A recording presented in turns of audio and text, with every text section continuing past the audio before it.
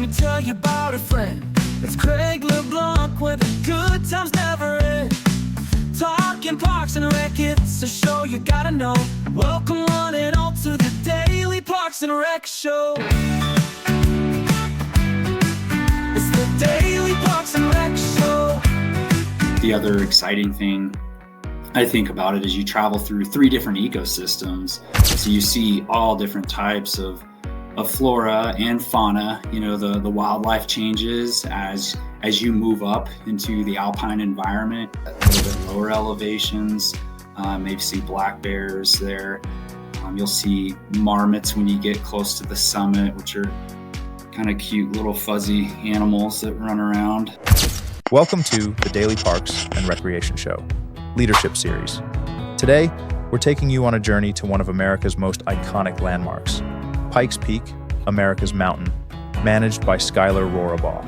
From maintaining a 20-mile high-altitude highway to running the famous Pikes Peak International Hill Climb, Skyler shares what it takes to oversee this national treasure.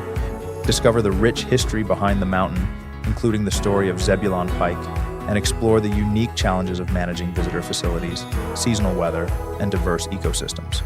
Whether you're a parks professional or just love the outdoors, this episode highlights the incredible career paths within parks and recreation, from local community centers to managing world-famous landmarks. Get ready for insider insights, inspiring stories, and a glimpse into the future of parks leadership. Let's dive in. All right, Craig LeBlanc here again, still with the old logo up. Let's see. This is the latest logo for the Leadership Series. While I'm waiting on my guest, we might have to reschedule him. I don't know. We'll see. I know y'all have such busy lives over there. So Skyler, hope everything's fine. He has one of the greatest I say this all the time. But his park system is Pikes Peak. And so there's a gorgeous park up there on top of America's mountain. And he kind of maintains all the roads and all that fun stuff. So it's going to be and there's actually a really good show if you want to check it out. 7 million subscribers Visit Pikes Peak, I think is the name of the YouTube channel. But it's kind of his whole area, not just his area, but there's a lot of other stuff going on top of Pikes Peak where it comes to camping. There's a train, there's all kind of, parking lots that kind of overlook the mountain and stuff. So really excited about having him on the show eventually. But let me reveal, so drum roll, big reveal. This is our Leadership Series, first logo. We've got some adjustments to make on it already, but anyway, I'll throw it up there. Boom. I'd like to make the letters a little bit bigger. I do like Leadership Series there.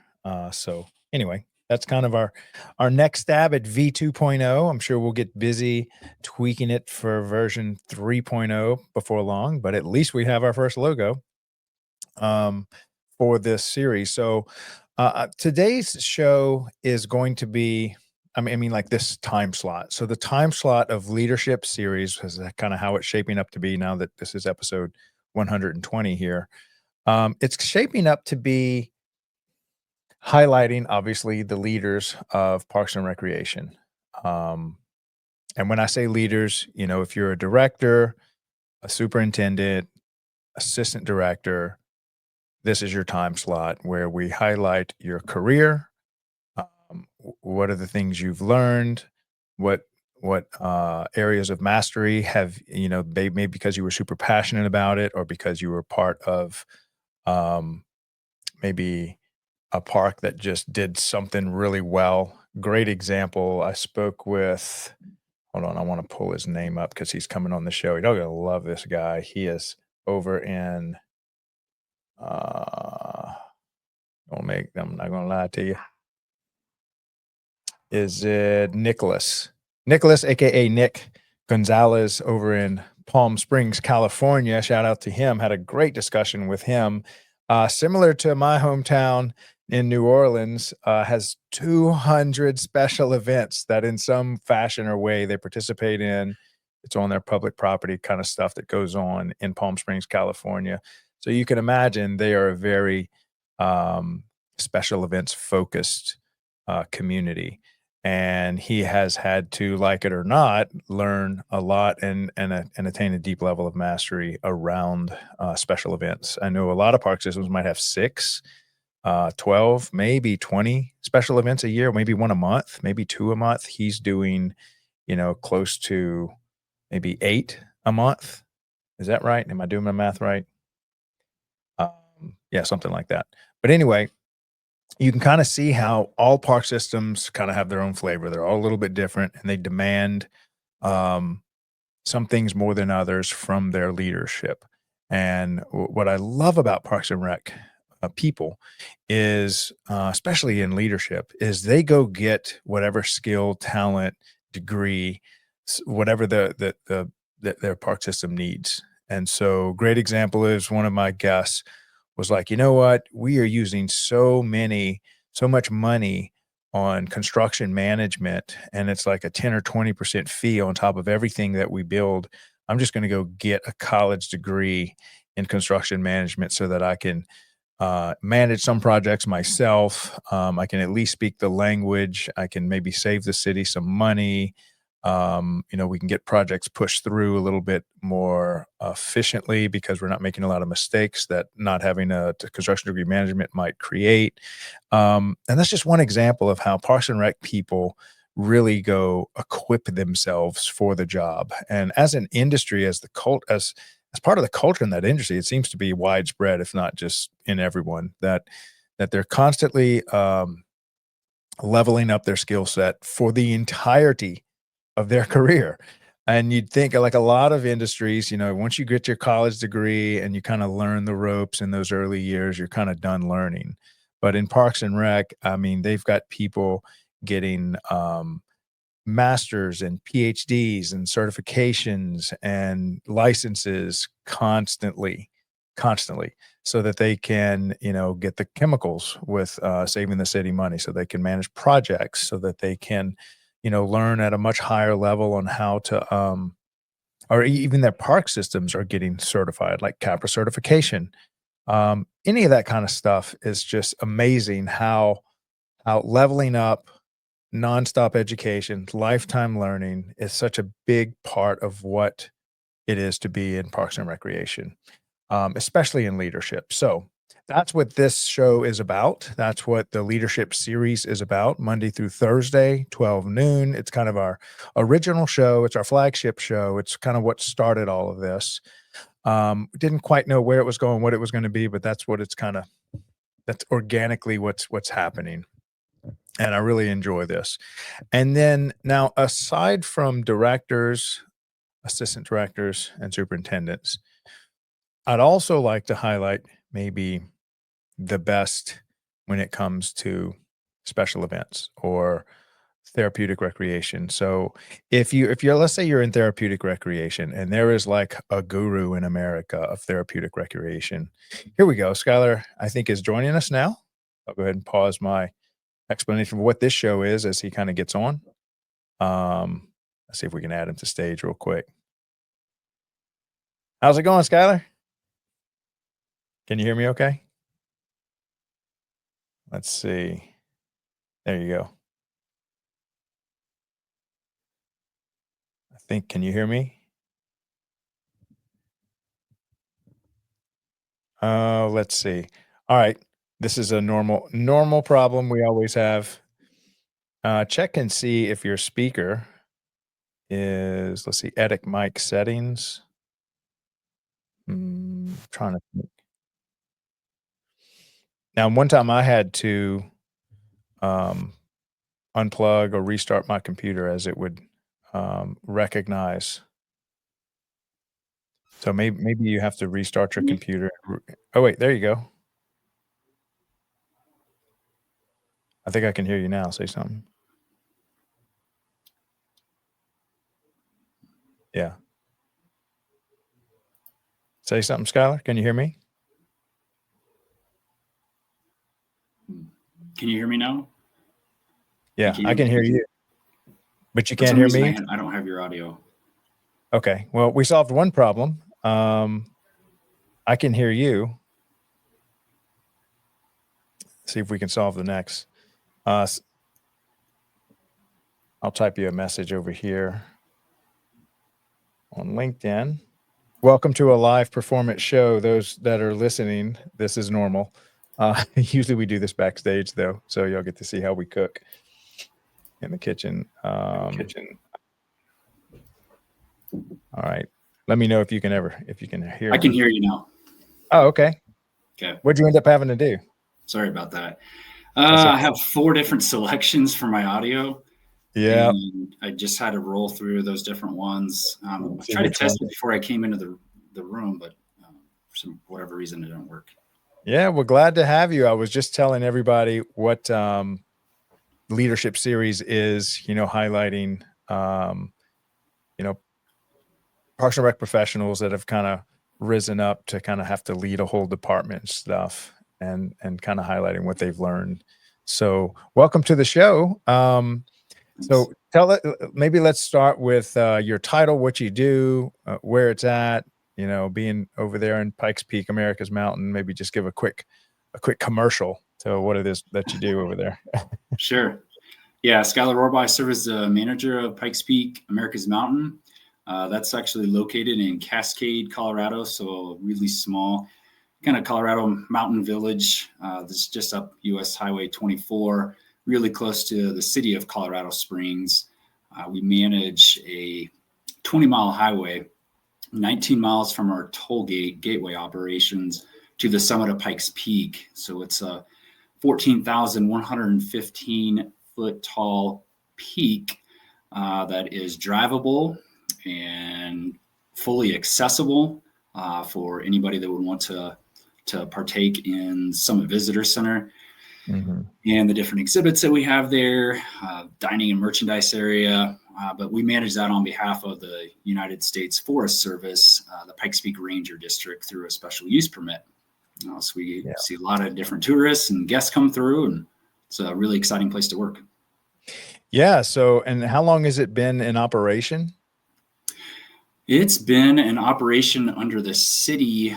This will be our 77th year of having that special use permit. So originally it started within our streets division within the city of Colorado Springs. And over time it progressed into our parks, recreation, and cultural services. And now it's with the Pikes Peak, America's Mountain City Enterprise. Now, what is that city enterprise? Is that kind of still under the city's umbrella? It's just like a little department they gave it so that y'all could have, your own staff and stuff. Yeah. So it's created through Colorado statutes as a business enterprise of the city of Colorado Springs. So we are able to do things as far as charge different fees associated with the services that we provide. And we can collect 100% of those fees and utilize those to steward the resource that we manage. So we have a few different enterprises within our Parks, Recreation, and Cultural Services division. Pikes Peak is one, our golf course operations is another, and then interestingly enough, our cemetery operations is a third one within the city. But yeah, we have our own specific charter that manages how we essentially run our business operations for Pikes Peak, America's Mountain. And so are y'all 100% cost recovery kind of thing, or do y'all give any help from the city at all? Yeah, we're 100% cost recovery. We don't receive any taxpayer funds whatsoever from our general fund. There's no taxes levied for our operations. So everything that we bring in goes right back to stewarding the resource or goes into our reserves account to assist us with our capital outlay and capital infrastructure replacement plans and in future physical infrastructure. Yeah. What's y'all's best year as far as 110%, 105%? Historically, I'm not sure what that answer is, but we run on about an $11 million plus budget annually. And we brought in about 13 million last year. So wow. The additional 2 million goes towards our fleet replacement. We have a large line of fleet that it takes to manage a 20-mile highway, with a lot of stormwater infrastructure. We're removing snow and ice 8 to 9 months out of the year up here. It just depends on the day and what weather's moving through. And then we have 3 different visitor centers along the highway. We also have some support facilities, our toll gate operation. So quite a bit of fleet to manage and maintain, quite a bit of roadway operations to manage and maintain, as well as facilities. And then obviously the staffing that comes along with that. Let me see if I can put, if I wanted to kind of roll through some pictures Sure. that you can kind of talk about, would I just go to y'all's website? Yeah. All right, we're going to do something first time on this show, but I've done it before on my Bitcoin show, so I know it can be done. Let's see. Let's see. I'm going to do here. So what do I just look? Pikes Peak Park Mhm. or? Yeah. Pikes Peak, America's Mountain. Yep. America's Mountain. There we go. And then City of Colorado Springs. Visit Colorado Springs, official page of Guide to Pikes Peak. City of Colorado Springs.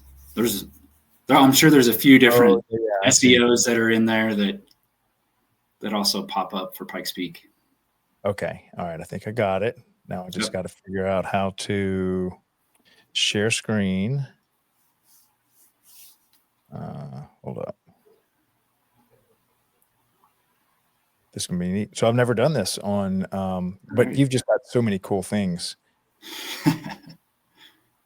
to look at. Here we go. Pikes Peaks Mountain share. That work? Yeah. All right. Let me make it bigger so that I can scroll through it. So what are we looking at? Or maybe I can start by going to, hold on. Which image would you like to see first to explain? Yeah, well, we can start. Most of those images right there are from the summit of Pikes Peak.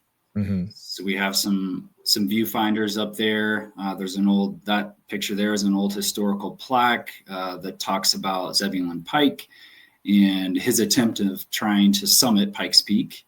So what is the story behind it? So obviously that's a person or a man that climbed it long ago and it got named after him. When was that? Oh gosh, that was back in the 1800s. Went out on a mission to try and explore, this region of the United States. And this was a mountain that his notes basically that he brought back explained that this mountain there's no way that you can ascend this mountain. There's no way you could summit this mountain. But, oh, wow. Yeah. As the story goes, most likely Zebulon came through during a time that we had heavy snowfall in the area, and it probably was, an impossible feat at that time with the equipment and resources that they had. But it's interesting. The peak is named after him. He wasn't the first to necessarily explore it. Definitely wasn't the first to summit it. But it gained his name over the years, and it just kind of stuck. But he technically never summited. But an interesting thing that we're looking at potentially doing, the state, we're entering into a 150-year celebration, and then it's 250 years for the U.S. And we thought about maybe contacting the Smithsonian and taking his, more or less kind of his scrolls, his notes of his expedition, and physically taking them to the summit of Pikes Peak. So then we could say that Zebulon summited Pikes Peak. Oh, I love it. Yeah. So it's a fun little thing that our museum director came that up would with be cool as a concept. Yeah. And so this is part of the 20-mile road that you maintain? It is. Yeah. This is one of the more spectacular areas where you can see traffic moving up and down. We call this the switchbacks. They get you up to mile 16. So this picture is taken from about mile 16 of 20 along Pikes Peak Highway. We call that the Devil's Playground area. It's called Devil's Playground because there's so much active lightning activity in that location that it's... What causes that? Any idea? I'm not sure. I don't know if it's just that specific location, is more susceptible to the different storm fronts. It's a little bit more open to the west and the north than some of the other locations along the highway. Well, I know there was I'm trying to think. It's somewhere around Yosemite. I think El Capitan is notorious for random lightning strikes that just Mm. sneak up on you, and so they always caution you. So I'm assuming there's something going on around a mountain, what causes that. But now, what are we looking at in the background? That river, is that like a reservoir, dam, or lake or something? Yeah, that's a reservoir. So that's Mm, the North Slope Recreation Area. We mhm, manage 3 different reservoirs in that North Slope region: Crystal Creek Reservoir, as well as the North Catamount and the South Catamount reservoirs. mhm. So that's a picture of Crystal Creek Reservoir, kind of right there in the middle, and then you can kind of make out a little bit off to the left. There's 2 additional reservoirs there. Mm. That's And south. when you say you manage it under your entity, or is this just one of the other cities' entities, enterprises, kind of manages it?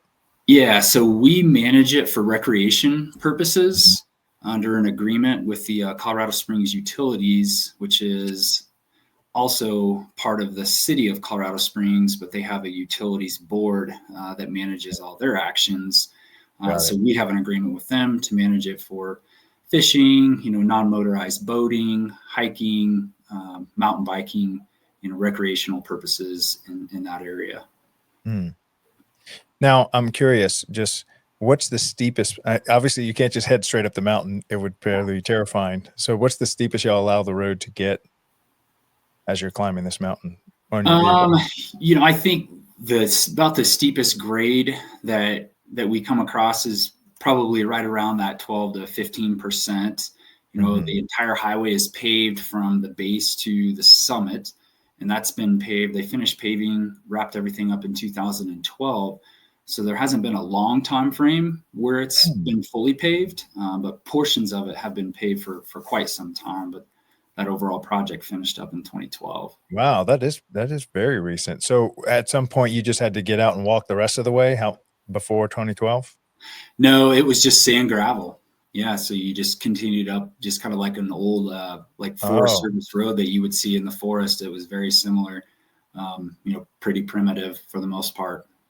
man, I bet you that was kind of sketchy. And y'all still maintained it, or you just didn't let people go up that high once it snowed? Yep, yeah, definitely maintain it, and it's seasonal. Throughout the year, we're open to the public 362 days a year. Mhm. There's a day that we close the highway down for the Pikes Peak International Hill Climb Race to occur, and then we're closed on Christmas Day and Thanksgiving Day. But outside of that, we try to get all cars up to the summit every day that we possibly can. But if road conditions are not safe, then we'll set what we call a roadblock at whatever location they are safe to travel up to. And Right, that's where we allow the public to kind of go and recreate during right. those days. Tell me more about that race. What's that about? Yeah, so that's a long-standing race. It's going to be the 103rd year that it's offered. So this race has been around longer than our management of the highway has been around. It started back in the Spencer Penrose days. Mhm. He's more or less kind of one of the founding fathers, I would say, of Colorado Springs. The city of Colorado Springs really brought that, business intuition, and I would say enterprise to the mountain, where he offered overnight stays at Glen Cove Inn, which is one of our visitor centers along the highway. It's approximately between mile 12 and 13 of the highway. But he'd get people to that point, maybe in horse and carriage, and then they would stay overnight, and then they would ride the next morning to get to the summit of Mm. Pikes Peak. And he did all kinds of things like you could rent out overcoats so you could stay warm as you're traveling in the Mhm. the horse and carriage, and opened up a ski area for people to recreate on, and did some snowshoeing. But there's a really rich history about how this race started with Spencer Penrose, and then over time, how it's gone through different management. But it's now with the Pikes Peak International Hill Climb Group, and yeah, and like I said, they're coming into their 103rd year. People from all over the world come and race. It's kind of one of those proving grounds. If you're a NASCAR racer or an IndyCar racer, or even like a Baja racer, we get all kinds of people, from different interests, and that's all managed through that Pikes Peak International Hill Climb organization. vetting the drivers and their abilities and their skills. So we call it, it's a car race, not a foot race. Yeah, it's a car race. Okay. Yes, we call it the hill climb month, more or less a month of June, kind of into May, after Memorial Day weekend. We get busy with a variety of different tests that go on for the different cars, to test their abilities. They're always trying to get a little bit better, break another record. And then we go through trial runs, like testing runs, and then we'll go through a practice week, and then it's race day. So it's a really busy month, and we get all kinds of international visitation as part of it. A lot of locals also have participated in it, just family generations that have come out and watched the race for 50, 60, 70, 80, maybe even 100 years. So it's really neat. A lot of rich history. So there. essentially you're going up this 20, is it a full 20 mile? Do they race up all 20 miles of it, or is it like? They don't. Yeah, they start at about mile 7 and race to the summit. So not quite 13 miles, but they race. Yeah. And so it's literally as fast as you can drive up that road for 13 miles. It is. Yeah. Oh my gosh, that must be insane. It's pretty, yeah. When It's adventurous, that's for sure. When you come to watch it, you can kind of stand along the road in certain areas and watch them fly by you. Yep. Yeah. There's certain areas where, fans are allowed to observe the race. And then there's, certain areas that are restricted for safety reasons. Well, right. For people to come. But yeah, it's pretty neat. Just over the years, people that come out to watch it year after year, decade after decade, they kind of have their spot, where they want to watch the race. And how many people come out each year? Oh gosh, there's well over, like 10,000 people that attend between all the racers, competitors, support staff. And how many days is it? Is it just a weekend or a week or? Yeah, it's actually just a single day. So it's typically the third Sunday of June every year. And it's a lot of work, logistics going into it. And so the race is only from the 7 mile up, or do they have to come back down as well? Yeah, just 7 mile race, or from mile 7 all the way to the summit. Yeah, then. Well, I bet you'd be really exciting if they would race down. Yeah, that'd be different. That's for sure. That would be a lot different. Right. Okay, well, that's fun. Okay, so what other events do y'all have? Well, maybe let's scroll through some of the pictures first, and then we can. Sure. Is this part of what they're racing up this right here? Yeah, it is. Mm-hmm. That's insane. Yeah, I might have to attend this one day. That's got to be exciting to attend. How much is the cost to watch it? They have a variety of different fee structures depending on the location that you're watching from. And then also depending on whether you're going to drive your own vehicle on. We don't allow camping overnight within our recreation corridor, but this is the one time, there's one of 2 times a year that people get to camp, and it's the Saturday evening before the race on Sunday that people get to come out and camp. So then there's a different fee associated to that if you're camping plus watching the race. Tent camping? Or just anywhere along the route, or they have designated areas where you can camp? Or? Yeah, designated areas that they're allowed to camp, tent camping, and then I'd say like smaller RV type camping or trailers. But nothing too big. Right. We have a lot of challenges just getting. We typically don't allow trailers on the highway, only on special occasions. Before after hours, or if it's for operational purposes. But yeah, this is one of those special times a year where we allow camping. And then the other time is for bighorn sheep hunters. If they draw a tag to hunt in this area, that's the only other time that camping's allowed in the rec corridor. Okay, let's see. And so this is the peak here? Yeah, this is the peak. This is the North Overlook. This is a really popular point. It's kind of cantilevered over the side of the mountain, so there's really nothing underneath where you see that overlook area where those people are viewing what's below them there. But they're looking down kind of on an area we call a bottomless pit is in this location. And then you can see a lot of the reservoirs. You can definitely see just the mountain range off to the north and the west. It's pretty phenomenal. How far is the drop from there? A few thousand feet. Wow, so that's got to be. And is that the actual peak that you're standing by, but that's maybe behind you or off to the left or something? They're at the summit right there. Yep. Okay. So they are at 14,115 feet. Now, is that how much of a struggle is that as far as altitude? Speaking from someone that's living at or below sea level here in New Orleans, Louisiana area, I know when I go skiing, like in Breckenridge, they've got a pretty tall peak. I'm trying to think what's their peak in Breckenridge. Any idea? Any idea? Is it like 12? Yeah, it's probably around that range. Yeah, that's Yeah, what I thought. I don't believe there's any that are 14,000. Now, there's a lot of folks that'll backcountry ski, but there's not really that built-in ski operation at a 14,000-foot peak in Colorado. Yeah. Okay, so that's the peak. Let's see if we can roll through a few more of these. Okay, so now we're back. All right. Any other parts of the website that you'd like to kind of scroll through or special events? That picture right above Here. right there, that's the Crystal Creek Reservoir. That's a really popular area. We have a crystal gift shop at that location. And we get a lot of non-motorized water recreation and fishing in that location. We host our annual youth fishing derby in September every year at that location. So it's really popular. You drive right over the dam. It's about mile 6 of the highway, and it's just a spectacular place to take pictures with the water right there. And then you can see Pikes Peak just back in the distance there on the left of the photo. So it's a real pretty area. The other really cool thing about the drive is you can take your time if you want. You can pull off. We have a lot of different places to explore and hike around, and different interpretive exhibits where you can learn about the history of Pikes Peak and the surroundings that you're exploring. And the other exciting thing I think about it is you travel through 3 different ecosystems. So you see all different types of flora and fauna. The wildlife changes as you move up into the alpine environment.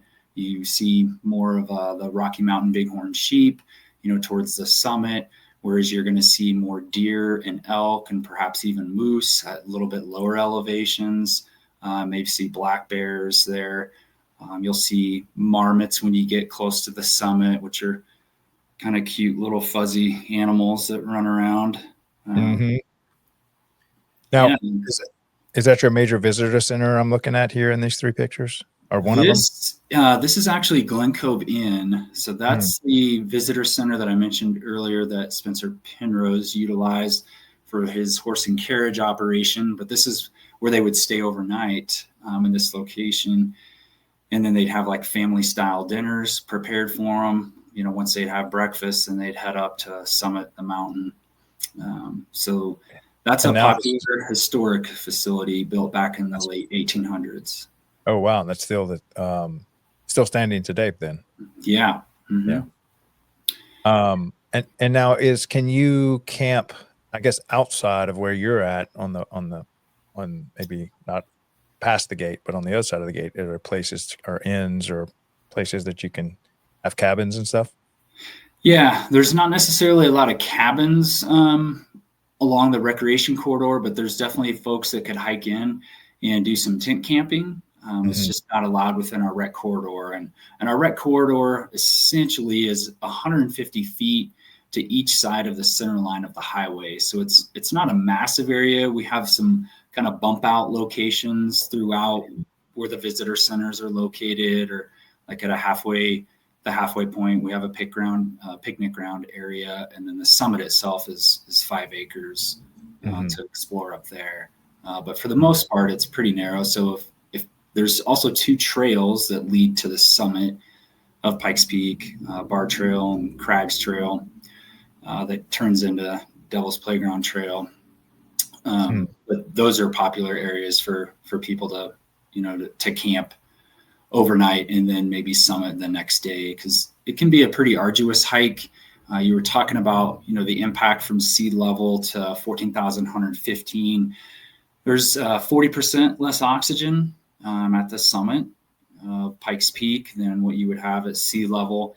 So we get quite a few different folks that their bodies respond differently in those situations and get altitude sickness. And through our concessionaire agreement, our concessionaire is contracted to provide medics at the summit. So when we do have those medical issues, we have those medics there to help those people, get that addressed. And then sometimes, it's simple as just driving down to a lower elevation and they feel much better. Yeah, that's I know when I go skiing up there, it does take a lot of adjustment, and I'm probably, and Breckenridge is actually one of the higher, I think, ski resorts in Colorado. Some of them aren't quite that high altitude, and even there, I'm kind of struggling a little bit. It takes me some time to adjust. Yeah, when I first moved to Colorado, they gave me the rule of 3 for getting acclimated. It was like 3 days. Your white blood cells, your red blood cells change. 3 months, they make another tradition, like another transition. And then after about 3 years, you should be more or less, your body's fully acclimated to what it's going to be. Now, I'm trying to find some more pictures of like the little train. Is that something y'all maintain? We don't maintain the train. That's a cog railway operation that's managed through the Broadmoor. But they just opened up a new train service and updated a lot of their equipment back in 2022. So that's been a game changer as well. We get approximately about 1.2 million visitors to the summit of Pikes Peak every year. And that's a combination of people that hike to the summit, that drive to the summit, that bike to the summit, or that ride the train to the summit. Now, are they all contributing to your $10 to $18 gate fee, or the train has their version of that and then y'all have y'all's? Yeah, it's completely separated. The train has their own fee structure in place and service line that they offer, and then we have our highway operation. And then if you're hiking, you're essentially doing that through the Forest Service, and there's no associated cost. And so this is kind of what you would see when you do that. But you can also see very similar stuff when you're driving up y'all's highway. Yeah. Well, it's going to be pretty different. If you're taking the cog railway, you're coming up the southern part of Pikes Peak. And if you're taking the highway, you're coming more up the northern part. So completely different experiences. Oh, I see. And so that's this picture right here. That's your visitor center that the train dead ends on. So on one side, you're using the highway to get up to the visitor center, and the other side, you're using the train. Right. Yep, exactly. Now, what's the best time to come? I guess it's 2 different experiences, whether you're coming when it's snowing in the winter or kind of in the summer. Yeah, I hear from a lot of people that they like to try to visit in all 4 seasons, just to kind of see how things are different. Being on the east side, more or less, of the mountain in the range down here, we get a lot of spring snows. So our wettest time of the year are the months of March, April, May.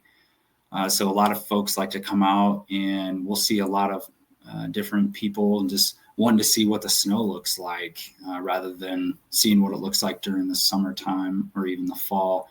So it changes gradually over time, for sure, as we move into different seasons. But the summer months are the absolute busiest. Memorial Weekend, which is right around the corner, when it kicks off, everything just starts picking up and getting busier. June is very busy with the hill climb operations. July, 4th of July weekend is always traditionally our busiest weekend of operations. August is really busy until a lot of the school districts go back into session. And then we're really busy on weekends all the way through October, because we get a lot of the fall leaves, and changing of colors, and it just looks really dynamic and a whole brand new different experience as you're driving up, seeing all those different fall colors. And then winter, it gets pretty chilly, pretty windy, pretty icy, but it's also really neat to kind of capture what that looks like seasonally as well. So I don't know if there's really a favorite time. Like if you're looking for the best time of year to visit for weather, I would say the fall time frame is going to be the best. Late August, September, maybe early October. And the temperatures aren't really super duper cold. We typically don't have a whole lot of high winds, which would make it a little bit more uncomfortable. So I think the fall time is always a good time. But it's pretty amazing. You can catch some really incredible days too. When we have different weather inversions, the summit will actually be sunny and above the clouds, and everything below it, like 10,000 elevation and below, is stormy. And those are some of my favorite days, when you get to see the different weather systems move through, and you're above or you're in or you're around, the different clouds and storm cells that pop up. That mountain just creates its own weather storms, and it's pretty phenomenal to be a part of it. Now, does this kind of stand out above its neighbors pretty good, or does it have some neighbors that are fairly close to it? It does. Yeah. It kind of stands up there by itself alone. There's no other 14,000 foot peaks, close to Pikes Peak in this region. And so it is an hour and a half. I think it's officially the tallest mountain in the lower 48. I think you got to go up to Alaska to get something taller, correct? There's other 14ers in the state of Colorado that are taller. Yeah. Okay. Yep. But it's just maybe the most popular one, or I wonder why it became such a destination. Does it sit on a major junction, or? Yeah, so we're right off of Interstate 25, and as you're traveling through this area, and US Highway 24 goes right by it. It just kind of, it dominates the vista in this location. And, anybody who's lived in Colorado Springs, when you wake up, and you're driving or commuting into work, or you're looking out your window, having your cup of coffee in the morning or whatever, you just see it. It's Pikes Peak, right? And, the other mountains that are around it, have trees and evergreens on them. But then when you get to Pikes Peak, it's in that alpine environment above timberline, and it just dominates the view. Yeah. Now, how far is its base away? Or, at what point do they say this is the base of Pikes Peak? So I would say, we set more or less what we call, the base of Pikes Peak, so we're setting, I'd say maybe around, I guess if you ask locals, around 8,000 elevation would be the base. And then it goes up to 14,115. So if you're driving on the highway, you're literally, traveling from about 7,800 is where our gateway elevation is, to 14,115. So you are getting a lot of elevation gain. Yeah, so that's like 7,000, almost 7,000 feet of elevation over that distance, a 20-mile distance. Yeah, it's pretty incredible. Over a mile. Over a mile for sure. So you're traveling a mile, you're traveling 20 and then going up 1. Right. Over a mile. Yeah. Wow, that's amazing. Yeah, that'll definitely make your ear pop, I would imagine. Oh yeah. Oh yeah. All right. Well, let's let me see this one.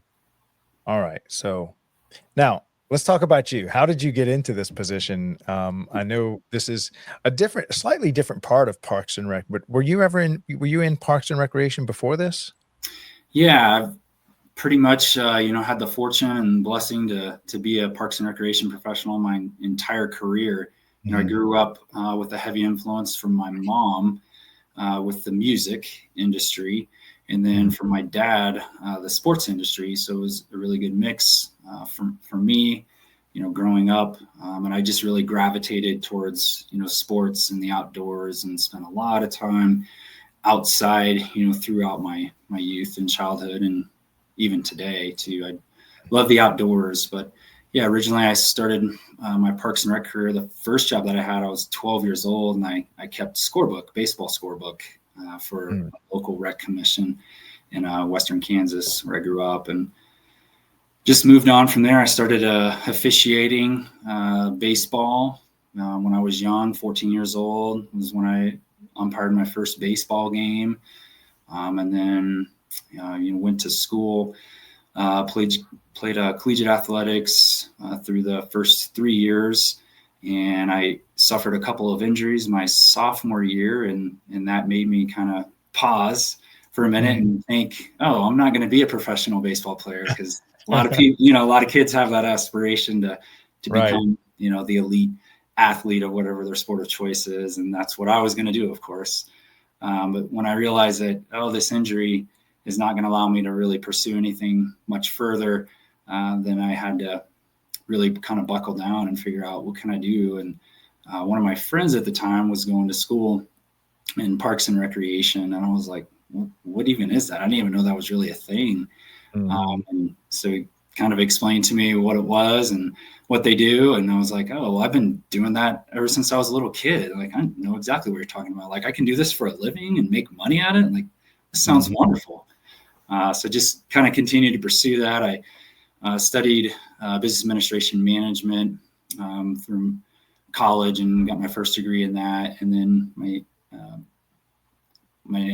next degree and bachelor's degree was in Parks and Recreation management. And then I got my master's in sports administration, really gravitated towards sports, throughout my youth and early adult years. But over time, that's, just giving me different opportunities to work in different communities. So started my career in small town Ellis, Kansas as the Recreation Commission superintendent there, and worked there for almost 7 years. And even prior to that, I worked seasonally for the Kansas Department of Wildlife and Parks for 3 different summers, and learned a lot there. Now, what was that like, working for wildlife and parks? It was really interesting. I worked at Cedar Bluff State Park in Kansas. Learned a little bit about watershed management at that time, water recreation, outdoor recreation. We had cabins on site, so learned a little bit about campgrounds, how to maintain things, equipment. We learned about fisheries and wildlife. So it was a really good job for me to kind of get my feet wet and understand the outdoors a little bit. Well, yeah, because that's, people are staying overnight on your property, whereas, in Parks and Rec, nobody's really spending the night. Everybody's just day use or maybe a little evening event, but then they leave. Whereas you've got people living for a weekend or a week on your campsite. It's quite a different shift. It is quite a different shift, and it's a fun experience. Recreationally, you'd get to know people, that come back every year after year. And like, well, when are you coming? Well, second week of August, I'll be here. Well, can't wait to see you next year. Then we'd have camp hosts out there that would be out there the entire season from about Memorial Day until about Labor Day. And they would always kind of be the meet and greet type person or persons, as people came in to set up their campers or their trailers. And it was I think a really special opportunity, just to make connections and even grow your network, Right. So that was a neat experience for me and helped me kind of move and transition into another step in my career. And so how is it different? Kind of, that's got to be a big shift of gears to go from, Parks and Recreation, where you've got programming and youth sports, community centers and playgrounds, and then to what you're doing today, which is almost like managing a little national treasure, just, peak of a very famous, or probably the world's famous mountain, or America's most famous mountain. Yeah. It's an interesting, I think just transition and growth for me professionally. After I got done working in Ellis, I worked in Kansas City in Metro Kansas City for City of Bonner Springs for a year, and opened up an outdoor aquatic park. And then I moved into a position with the Turner Recreation Commission in Kansas City, Kansas. We managed, library, boxing gym, more of like your traditional community center. On top of that, with gymnasiums and workout centers and lots of different programs and active adult activities. And then had the opportunity to transition my career to the Estes Valley Recreation and Park District, where I served as the executive director there for about 3.5 years in Estes Park, Colorado, which is the gateway to Rocky Mountain National Park, in a really phenomenal area. But just fell in love with Colorado and the ability to vacation as a youth out there from when I grew up in Kansas, and always wanted to live and work out there. So I had that opportunity, but just over time and all the different places that I worked at, was able to grow my network. And as I met people, new doors opened. And as I gained different certifications or licenses, or I went to different professional development opportunities, growing that network was huge to my ability to be successful long-term in my career, and just collaborations and partnerships that I was able to work in or work through, or volunteerism opportunities that, I spent extra time doing, that really helped, give and elevate opportunities for me to be in this position. And I went from Estes Park, the Estes Valley Rec and Park District, to working for campus recreation at the University of Colorado Springs. And I was there for about 6.5 years and got to know people in this area. And, just through that networking, this opportunity came up to be the manager of Pikes Peak, America's Mountain. I thought, well, how many jobs are called a manager of a mountain? Not very many. So jumped at the opportunity, and, definitely have learned a lot. I feel like I learn something new every day, work with a really phenomenal team up here that, is just terrific, and knows a lot about the history of Pikes Peak, and a lot of folks, with the tourism component I was talking about earlier, just have a genuine, place in their heart for Pikes Peak, and locals that have grew up on the mountain, and all the history that's been shared with me is just, it's so cool just to understand, what resonates with people, and what resonated with me the first time I visited here when, I was 8 years old, and I can still kind of remember some little things from that. And it's a really special place. I imagine it's an elite group of people that manage mountains. How many are there on planet Earth? I don't know. I have no idea. And people are like, you manage the mountain? Because when I first started in that position, I was kind of almost even embarrassed to tell people what my title was. And they're like, what does that mean? And I'm like, well, we manage the highway operations up the mountain, but do that on behalf of, U.S. Forest Service and other partners. And it's pretty neat. I imagine y'all have a small association of mountain managers. Maybe about, about 5 of us meet a year. Right. Yeah, I do have we have what we call kind of like the peer mountain is maybe Mount Washington on the East Coast, but their elevation is like half of what ours is, but they get some really incredible weather, the worst weather in the entire U.S., continental U.S. there. So I do have a relationship with the person that manages that mountain, but outside of that, I'm not sure how many mountain managers there really are. That's right. We'll start a small, tiny association for mountain managers. Two member association. Dues are pretty affordable. That's it. We're gonna host it one year at your place and 1 year, alternating years at their place. And they've come out and they visited us just this past, it would have been in 2023. Our team needs to have the return visit out to their place. So. That's right. It's telling us their time to host. Is there anybody hosting managing Mount McKinley, or they're just like, no, that's too high. We're not. It's on its own. Yeah, there might be. I need to do some research after this to find out. Maybe this Mountain Managers Association could come to fruition. And then I think Hawaii has like a big mountain. If you count from the ocean floor to the top, I think it's the tallest in the world. Just be a worldwide association. I like this. That's it. Sorry, I got to go to a meeting in Hawaii next week. That's it. I'm going to Nepal. We have an Everest annual event. Yep. This sounds good to me. I like this. Yep.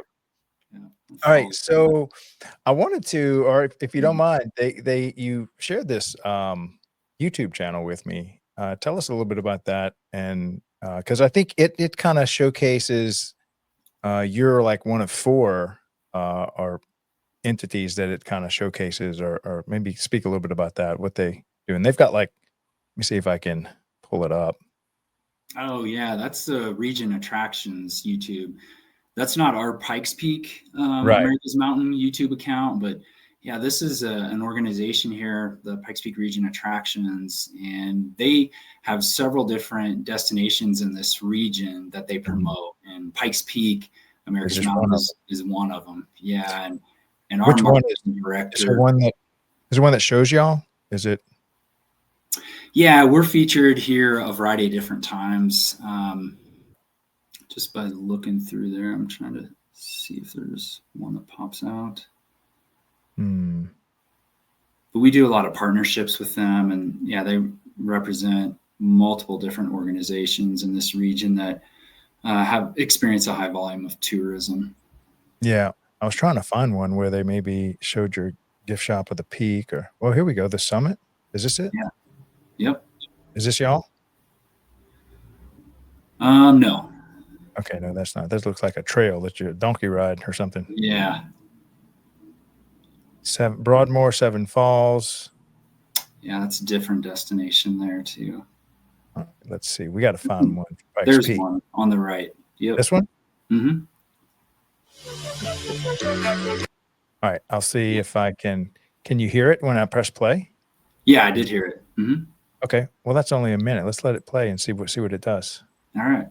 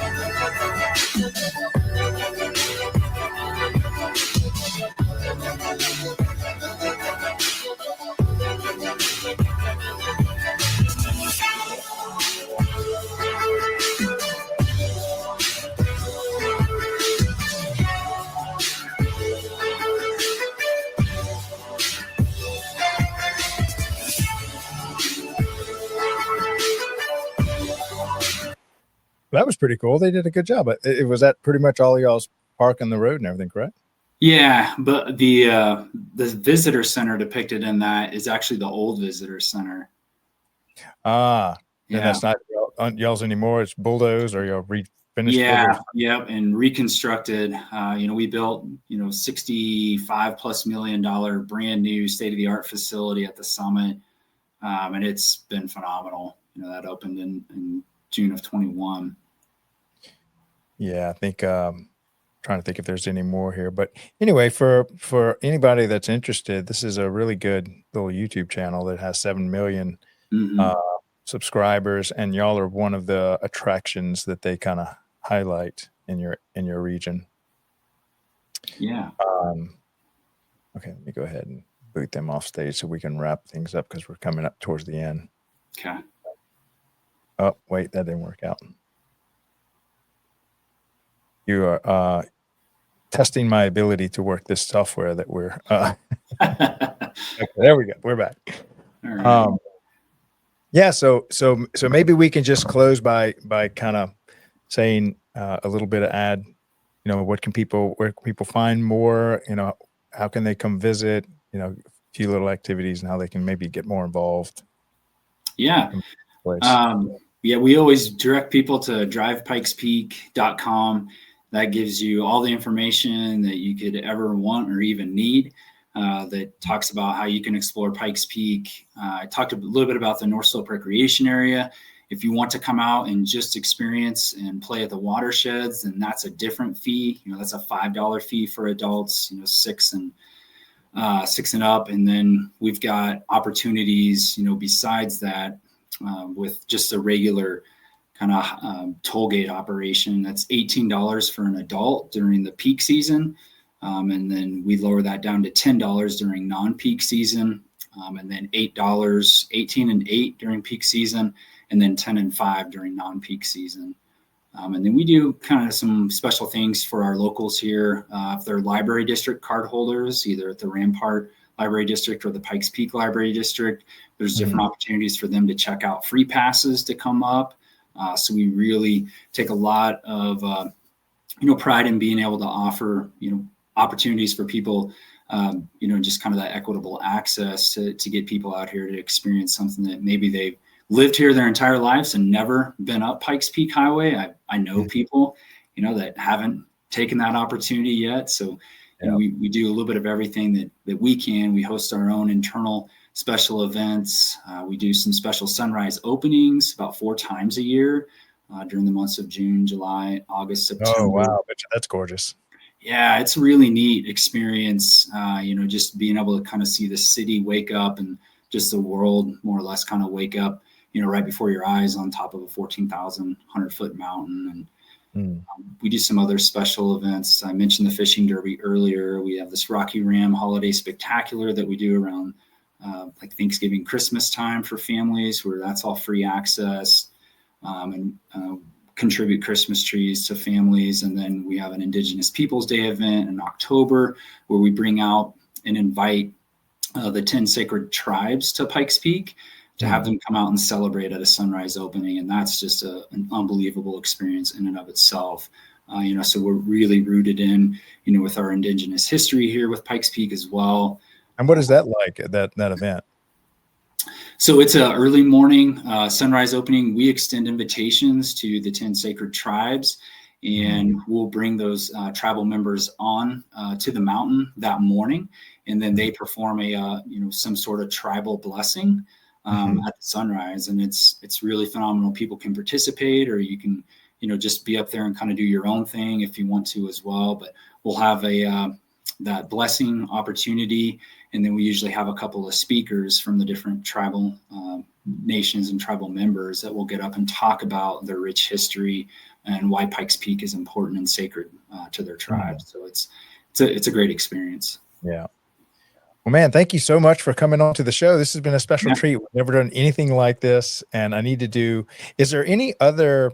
I know you're very unique situation, but are there any other landmarks that you know of that might be a good fit for the show, similar to how you were to the Daily Parks and Rec show? Yeah. Here locally, or like US wide, international? Nationwide. I'm thinking maybe there's something similar for the Grand Canyon, or for something in Utah, or something. I don't know. I'm still discovering this world real time on camera. Yeah. We have another phenomenal site here, just even locally, Garden of the Gods, and it's known worldwide. And there's no fee structure associated to that. And that's based off of how it was gifted to the city of Colorado Springs way back when. But that is, visited by, I want to say 4 million plus people annually as well. So that's another phenomenal destination. There's so much to see and do in the Southern Colorado Springs area. I think the city of Colorado Springs has been named in the top 10 of places to live in the United States, consecutively, like for the last 5 or 6 years. And there's a reason why, the outdoors here are just amazing.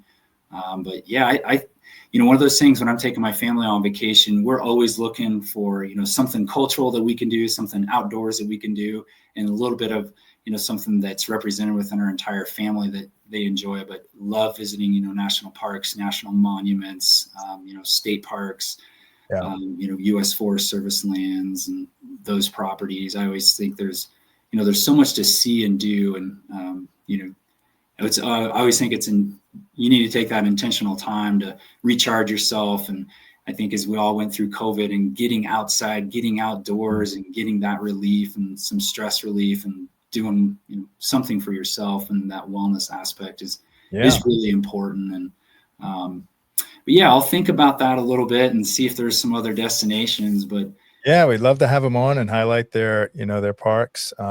Maybe tomorrow morning sunrise, if you look kind of over to the right, you'll see me in New Orleans in the distance. That's right. I'll give you a big wave. If you ever find yourself in New Orleans, talk about the whole city is basically a park. Yeah. Nonstop festival. Great. Yeah, love to host you if you're ever in town. Oh, I appreciate that. Yeah. And for me, the same. If you can get up this direction and come experience what this area has to offer. Yeah, I try to make it out to Colorado. I try to make it out there at least every couple of years. It's been a few years, so I'm due for a trip. Yeah. So maybe I'll Well, come visit and say hello. yeah, definitely do. Reach out. Well, thank you so much for coming on today. Pleasure having you as a guest, and great job with what you do and preserving that mountain for everybody to come see. So I really Yeah, appreciate it. absolutely. Thank you, Craig. Appreciate the Yep. opportunity. Take care. All right. You too. Bye. All right. Wow, that was exciting. I'm so glad we found him on LinkedIn to come show how many different ways there are to be involved in parks and recreation and the things and opportunities. He's probably sitting on with the only the only opportunity in Parks and Rec, maybe the second opportunity in our country to manage a mountaintop. And yeah, so that's how exciting Parks and Recreation can be. That's the journeys it can find yourself on. What a great story. What a great facility he has. So many cool stuff out there. So maybe we'll find a few others. So if anybody is listening to this show and there's another Skyler out there managing some type of national treasure that kind of ties in with Parks and Recreation, you see the show that we're doing. This is such a great and I really did like bringing in the website and the videos and stuff like that during the conversation, having them explain, what we're looking at. So I think in addition to Parks and Recreation, we may be able to kind of start reaching out to some of our national treasures and have them kind of showcase and explain what's going on, give us a little virtual tour. And maybe this could be your next vacation. So again, this is Craig LeBlanc, the doorman, opening the door to Parks and Recreation for all people looking to get in here or just to highlight the stories. We've got 5 shows that we are either getting ready to launch or have been launched. This is our flagship show. This is called the Leadership Series, Monday through Thursday. 12 noon Eastern, where we do just what we did. And of course, that was a little bit different with Skyler, but typically we highlight Parks and Rec directors, their careers, the industry, things that they've learned and mastered over the years. They can share that wisdom with us. As you can see, we also have a little bit of we're a very diverse group. So between Skyler and then we had another fellow on, let me see, I think it was Adam. Hold on. Nathan Fort over in Arkansas Department of Parks. So that was like a state park. So really trying to show the diversity of the industry of Parks and Recreation. It really is something for everybody if you're looking to get into it. And there's so many different ways you can find yourself in Parks and Recreation, whether it's the traditional small, medium, large town parks facilities that have playgrounds, community centers, splash pads, athletics, you name it. Aquatic centers. I can go on and on. Urban forestry. Here we go.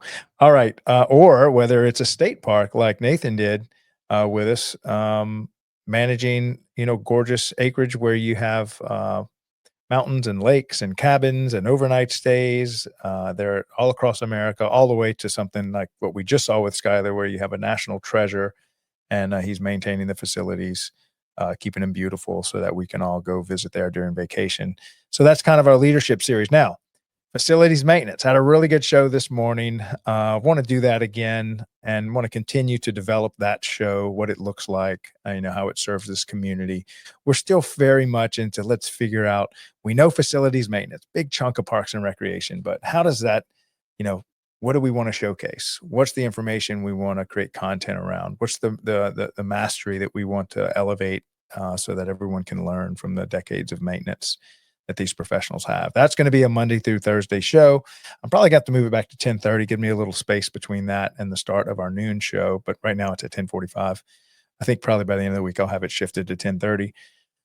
Then we have, so those are 4-day-a-week shows. Then we have 3 other shows. Ones have already started. That's the Young Professionals Network. That's every Friday, 12 noon. That's more of a panel discussion, developing that, really coming together nicely about what that is. And that's more like interns, college kids, even some high school kids that are considering going into Parks and Recreation. That's professors and mentors that, help lift up and prepare the youngest among us to get a career in Parks and Recreation. So whether you're a college graduate, recently into Parks and Recreation, or you're still in school studying Parks and Recreation, please come onto the show. Tell us, what your experience is, why you're getting into Parks and Rec, what's it like going through these classes dedicated to Parks and Recreation, or what are your first 1 to 5 years look like now that you're dedicating your life to Parks and Rec? So it's kind of that first 8 to 10 years from college all the way through 5th year. We designate Young Professionals Network. And we are going to do an in-person event this year if it kills me. Even if it's just, hey, here's a campground, we're going to camp out, and Sevi and a few others are going to come and just hang out and teach us some cool stuff to kind of prepare us, but mostly social so that we can kind of hang out. We're going to make it super affordable. Literally, if you can get there, maybe there's like another $100 just for it to help us cover gate fees and some other stuff. But, we're going to make it super affordable for the young professionals. Okay, and then we have our Financial Fridays that's going to be at that 10:30, 10:45 slot. Haven't launched it yet because our latest show, which will start next Thursday, it is called Youth Sports Mastery. And I have a co-host, Aaron Locks, who has dedicated his whole life to youth sports. And we're going to get coaches on, professional athletes that have come up through Parks and Recreation, and the Parks and Recreation departments that are dedicated to running youth sports, from volleyball to softball to basketball, football, soccer, baseball, you name it. And how important it is to early childhood formation and development to be involved in sports. And a lot of this is, and I'm talking about on the community level, not so much the travel ball elite, best of the best, world championship kind of athletes at a young age, but I'm talking about the guys that really aren't going to, be the elite athletes, but they're still learning those elite lessons that are taught in team sports at a young age that you carry with you for life. And that is the majority of us. The majority, 99% of the population, is not going to become a D1 athlete and maybe move on to the pros, but still learning life lessons and working as a team, overcoming adversity, pushing your body, all that kind of great lessons that happen right under our noses at our baseball and soccer fields that our community maintains through the Parks and Rec department. You got a whole show on Thursdays. Maybe we'll move it to a Tuesday, Thursday show, but while we're launching it, we're just going to do 52 shows a year, and maybe we'll crank that up a little more. So anyway, that's starting next week. So tune in for that. I will be promoting and telling you more about that. Shout out to Aaron Locks. Hopefully you're listening here. I've never had a co-host to this. So actually, I'm going to help launch it, and then hopefully Aaron will just be able to take it over, and then we'll be on the back end kind of managing, getting it out to all the social media platforms, editing, coming up with the logos, that kind of stuff, highlight reels. So we still have our staff behind the scenes, pushing out good content for that one small category inside of Parks and Recreation. So that's what we got going on. Lots of updates here. Looking forward to tomorrow's show. Is a special friend of mine, Miss Tanya, over in Pensacola, formerly my hometown for about a year. Love Pensacola. If you have not been out there, you're missing out on some of the potentially one of the most beautiful beaches in all of America. Crystal whites. I mean, like snow powder white sands, emerald waters. It's gorgeous. And the town of Pensacola, I say town, it's a couple 100,000, I think, maybe 400,000 kind of metro area. What a great little picturesque town. And if you haven't been to their farmers market, it's every Saturday. It's one of the most booming farmers market, takes over the whole downtown. I don't even know how many vendors are out there, almost too many to count, but really great family fun event that they put on. And I think it's not directly tied to Parks and Recreation, but this Parks and Rec department in Pensacola has quite a history. So I can't wait to have Tanya on to tell us more about that. And that is tomorrow. So I will see you guys tomorrow, 12 noon Eastern. Thank you for tuning in to the Daily Parks and Rec Show Leadership Series. Craig LeBlanc signing off. Love you guys. Y'all take care. Bye. The future of parks and recreation is here, and it starts with you. Welcome back to the Daily Parks and Recreation Show, where we bring you the latest insights, trends, and conversations shaping the world of parks and recreation. Today, we're diving into something that's shaping the future of our industry: Young Professional Networks, or YPN. If you love your job and love the parks and recreation community and are looking to connect with the next generation of leaders, this episode is for you. YPN is where driven, passionate professionals come together to connect, grow, and make a real impact. It's not just about networking, it's about building the future of our communities. Why join YPN? Career growth and mentorship. Learn from the best in the industry. Innovative ideas and collaboration. Be part of the next big movement. Leadership development. Take charge, make decisions, and create change.